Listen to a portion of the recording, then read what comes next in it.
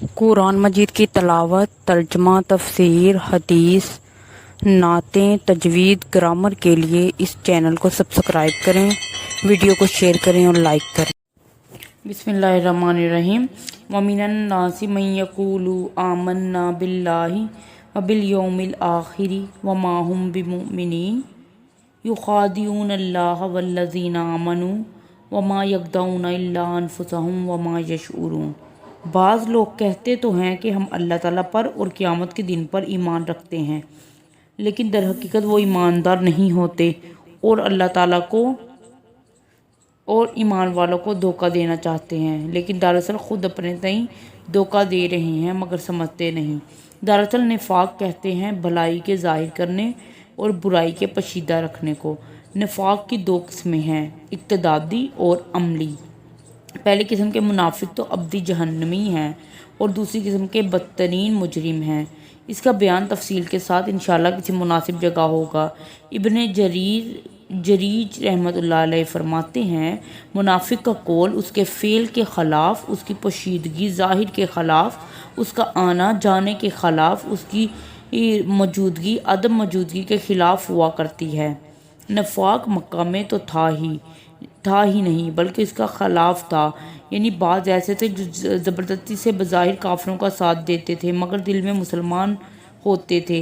جب حضرت محمد صلی اللہ علیہ وسلم ہجرت کر کے مکہ چھوڑ کر مدینہ تشریف لائے اور یہاں پر اوس اور خزرج کے قبائل نے انصار بن کر آپ وسلم کا ساتھ دیا اور جہالت کے زمانے کے مشرکانہ بت پرستی ترک کی اور دونوں قبیلوں میں سے خوش نصیب مشرف بے اسلام ہو گئے، لیکن یہودی اب تک اللہ تعالیٰ کی اس نعمت سے محروم تھے۔ ان میں سے صرف حضرت عبداللہ بن سلام رضی اللہ عنہ نے اس سچے دین کو قبول کیا تھا، تب تک بھی منافقوں کا خبیث گروہ قائم نہ ہوا تھا اور حضور صلی اللہ علیہ وسلم نے ان یہودیوں سے اور عرب کے بعد بعض اور قبائل سے صلح کر لی تھی۔ اس جماعت کے قیام کی ابتدا ہوئی کہ مدینہ کے یہودیوں کے 3 قبیلے تھے، بنو قینقاع، بنو نذیر اور بنو قریظہ۔ بنو قینقاع تو خزرج کے حلیف اور بھائی بنے ہوئے تھے اور باقی 2 قبیلوں کا بھائی چارہ اوس سے تھا۔ جب جنگ بدر ہوئی اور اس میں پروردگار نے اپنے ایمان دین والوں کو غالب کیا اور شوکت و شان اسلام کے حصے میں آئی ظاہر ہو گئی اور مسلمان کا سکہ جم گیا، کفر کا دھڑکا ٹوٹ گیا، تب یہ ناپاک گروہ قائم ہوا۔ عبداللہ بن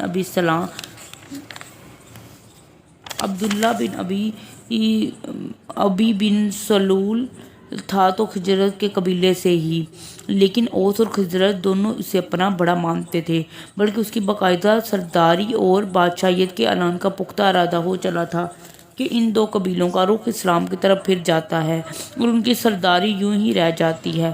یہ خار تو اس کے دل میں تھا ہی۔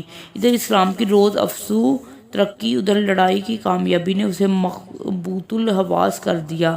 جب اس نے دیکھا کہ یوں کام نہیں چلنے کا، جھٹ سے بظاہر اسلام قبول کر لینے اور بے باطن کافر رہنے کی ٹھان لی اور جس قدر جماعت اس کے زیر اثر تھی سب کو یہی ہدایت کی اور اس طرح منافقین کی ایک جمعیت مدینہ میں اور مدینہ کے آس پاس ظاہر و قائم ہو گئی۔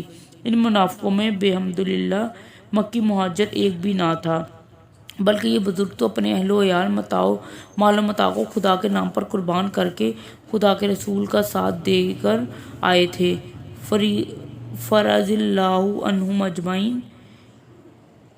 حضرت عباس رضی اللہ عنہ فرماتے ہیں، یہ منافق اور اوس اور خزرج کے قبیلوں میں سے تھے اور یہودی بھی جو ان کے طریقے پر تھے۔ قبیلہ اوس اور خزرج کے نفاق کا ان آیتوں میں بیان ہے۔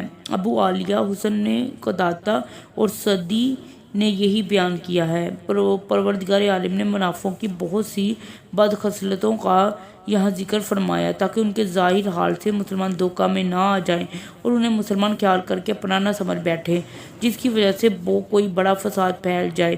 یہ یاد رہے کہ بدکاروں کو نیک سمجھنا بھی بجائے خود بد اور نہایت خوفناک امر ہے۔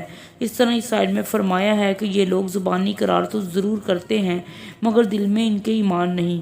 اس طرح سورۃ المنافقون میں بھی کہا گیا ہے کہ اذا جاءک المنافقون قالوا نشہد انک لرسول اللہ الآخر آیا، یعنی منافق تیرے پاس آ کر کہتے ہیں کہ ہماری گواہی ہے کہ آپ رسول اللہ ہیں اور خدا جانتا ہے کہ تم اس کا رسول ہیں، لیکن چونکہ حقیقت میں منافقوں کا قول ان کے عقیدے کے مطابق نہ تھا، اس لیے باوجود ان لوگوں کے شاندار اور تاکیدی الفاظ کے خدا تعالیٰ نے انہیں جھٹلا دیا، اور سورہ منافقون میں فرمایا واللہ یشہد ان المنافقون لکاذبون، یعنی اللہ تعالیٰ گواہی دیتا ہے کہ بالیقین منافق جھوٹے ہیں، اور یہاں بھی فرمایا وما ہم بمؤمنین، یعنی دراصل وہ ایماندار نہیں، وہ اپنے ایمان کو ظاہر کر کے اور اپنے کفر کو چھپا کر اپنی جہالت سے اللہ تعالیٰ کو دھوکہ دیتے ہیں اور اسے نفع دینے والی اور خدا کے ہاں چل جانے والی کارگری ظاہر کرتے ہیں، جیسے کہ بعض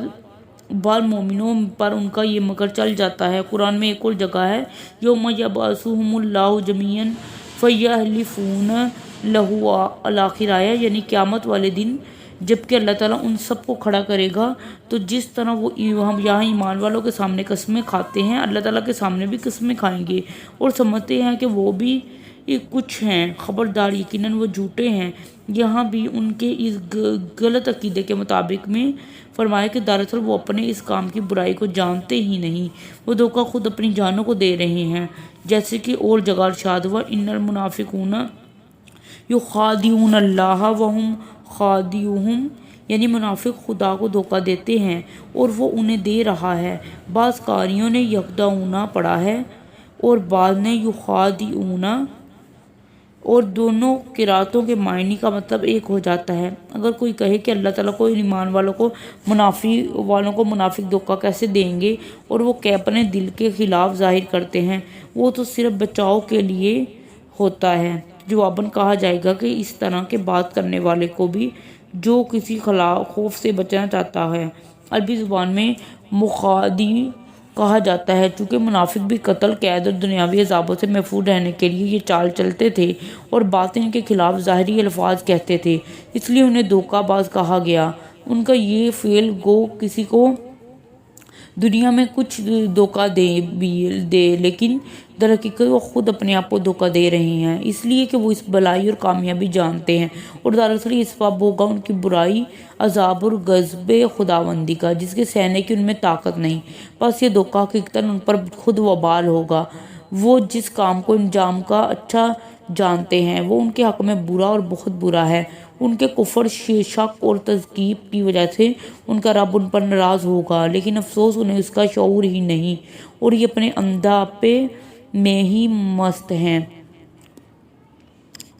ابن جریر رحمۃ اللہ علیہ اس کی تفسیر میں فرماتے ہیں کہ لا الہ الا اللہ کا اظہار کر کے وہ اپنی جان مال کا بچاؤ کرنا چاہتے ہیں، یہ کلمہ ان کے دلوں میں جاگزین نہیں ہوتا۔